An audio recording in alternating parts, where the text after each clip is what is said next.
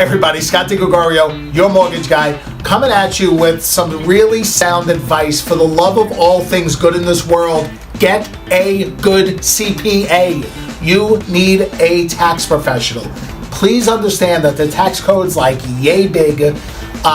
Services like H&R Block and Jackson Hewitt and TurboTax and all of these other things are not run by accountants. Please spend a couple of $100s a year and get an accountant if you are self-employed or commission or you have rental real estate or anything of that nature, right? Look, you're a salary Joe, right? You get a paycheck every other week and it's W-2'd and there's nothing else.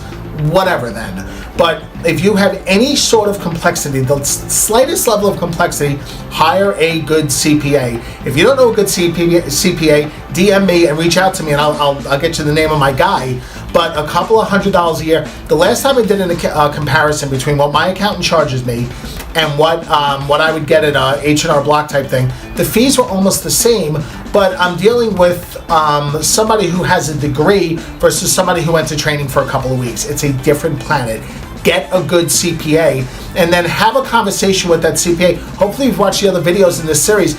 The way you file your taxes makes all the difference in the world, and again, a good CPA understands. And another thing a good CPA understands is that it's not all about the tax refund, right? For crying out loud, if you get a big tax refund and you get audited, you lost. If you get a big tax refund and then you can't buy a house for the rest of your life, you lost. So a good accountant does not necessarily mean your highest refund. It's a matter of balancing everything. There are expenses, legitimate expenses that I talk to my accountant about, and he tells me, Scott, that is one of the highest audited items that the IRS has. I could then make an informed decision as to whether or not I want to include that on my tax return. And by the way, I never include that on my tax return.